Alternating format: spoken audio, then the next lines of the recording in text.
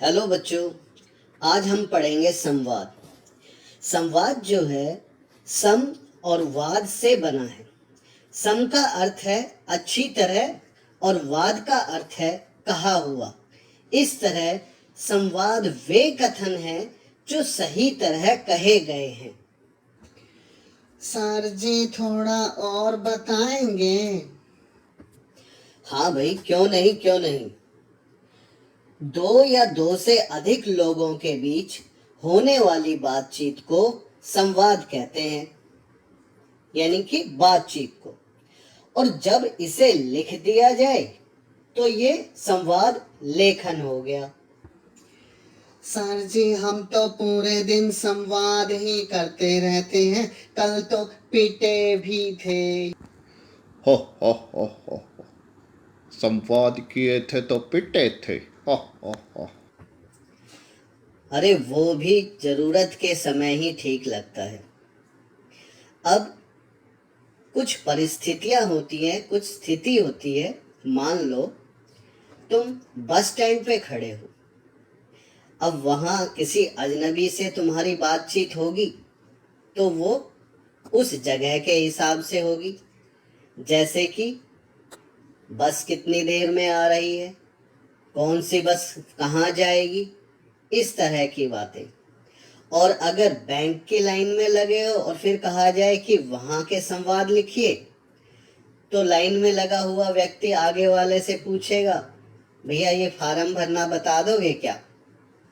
और हो सकता है आगे वाला कहे कि भाई मुझे नहीं आता, या पेन ही मांग लेते हैं वहां पर। कुछ भी बातें जो है किसी परिस्थिति पर होती हैं। इस तरह की जो बातचीतें होती हैं उन्हें परीक्षा में जिस भी परिस्थिति पर या जिस भी स्थिति पर हमें कहा जाए, हमें लिखना होता है। सर जी ये तो हम बिल्कुल कर लेंगे परीक्षा में। यहाँ तो कहते हो कि कर लोगे, परीक्षा में मुझे पता है कि क्या करते हो। अरे ठीक है, बातें बंद, अभी समझ लो। संवाद लिखते समय कुछ विशेष बातों का ध्यान रखना होता है। ऐसे नहीं है कि हम यहाँ पे जो बात कर रहे हैं या उसका कोई तुक ही नहीं है। परीक्षा की दृष्टि से कुछ अलग बातों का ध्यान रखना होता है, क्योंकि वहां हमें नंबर भी लेने हैं। संवाद की भाषा सरल होनी चाहिए और संवाद जो है वो छोटे होने चाहिए, यानी वाक्य जो है छोटे हों। और भाषण नहीं होना चाहिए कि एक आदमी बोले ही जा रहा है। दोनों को या जितने भी पात्र उसमें लिए गए हैं, सभी की बातचीत जो है बराबर सी होनी चाहिए। थोड़ा बहुत कम ज्यादा चल सकता है। और संवाद बोलने वाले का नाम संवाद के आगे लिखा होना चाहिए, जिससे हमें पता चले ये लाइन कौन कह रहा है।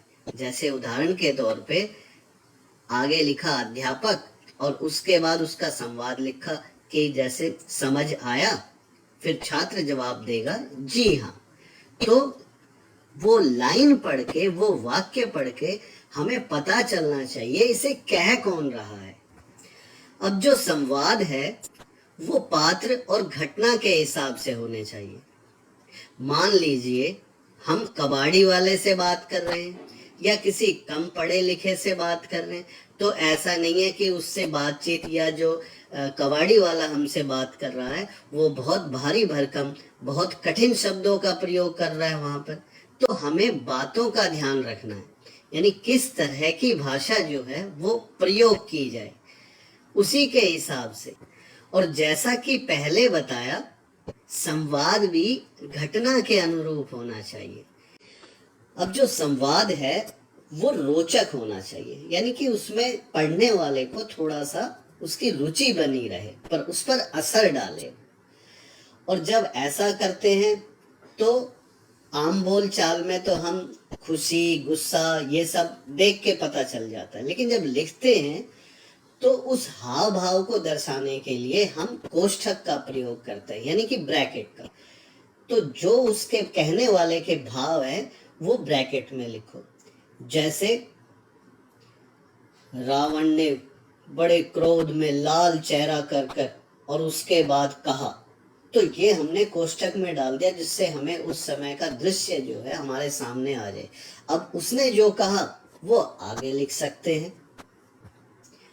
अब जो भी संवाद लिखा जाएगा वो समाचार की तरह सपाट तो होगा नहीं।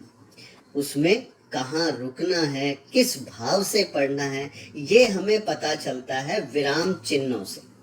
तो जहाँ कुछ पूछा जा रहा है वहाँ प्रश्न चिन्ह लगाओ, जहाँ हैरानी की बात है वहाँ विस्मय सूचक चिन्ह लगाओ।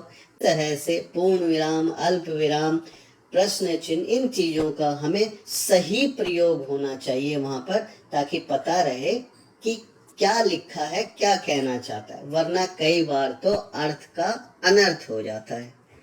ये तो हो गई बातें। अब एक उदाहरण देख लेते हैं जिससे आपको अधिक स्पष्टता मिलेगी। विद्यालय में होने वाली खेल प्रतियोगिता में भाग लेने वाले दो छात्रों के बीच संवाद। तो परीक्षा में ऐसे किसी भी स्थिति पर संवाद लिखना आ सकता है, चाहे वो बाजार का हो, चाहे रेलवे स्टेशन का हो, या बस स्टैंड का हो, बैंक का हो, किसी भी तरीके से। तो इसको देखें कि यहाँ हमने दो पात्र ले लिए, गोलू और मोलू। अब परीक्षा में या तो आपको नाम दिए होंगे, नहीं दिए तो आप अपनी सहूलियत से किन्हीं भी पात्रों का चयन कर सकते हैं, यानी कि कोई भी नाम चुन सकते हैं। तो मैंने चुना यहाँ पर गोलू और मोलू। अब जो बात लिखी होती है, जो डायलॉग होता है, वो किसने कहा है पहले नाम आना चाहिए। तो यहाँ पर गोलू कहता है, कैसे हो मोलू। अब प्रश्न पूछा है तो पीछे प्रश्न चिन्ह भी दे रखा है। मोलू, एकदम बढ़िया। गोलू, क्या इस बार विद्यालय में होने वाली खेल प्रतियोगिता में भाग ले रहे हो। अब देखो, हमें बारी बारी पढ़कर पता चल रहा है कौन क्या कह रहा है। तो इस तरह से जब हम संवाद लिखते हैं तो हमारा संवाद छोटा होना चाहिए, सरल भाषा में होना चाहिए और आकर्षक होना चाहिए। और आरंभ और अंत का तो विशेष ध्यान रखना है कि पढ़ने वाले को पढ़कर ये लगे कि हाँ, पूरी बात हो चुकी है, कुछ उसमें अधूरा ना लगे। उम्मीद करते हैं संवाद आपको समझ में आ गया होगा और आप परीक्षा में अच्छे अंक प्राप्त कर पाएंगे। आप सभी का बहुत बहुत धन्यवाद। अगर हमारी बताई हुई बातें आपको समझ में आई, ये वीडियो पसंद आया तो ज़रूर इस चैनल को सब्सक्राइब करें, वीडियो को लाइक करें और शेयर करें। धन्यवाद।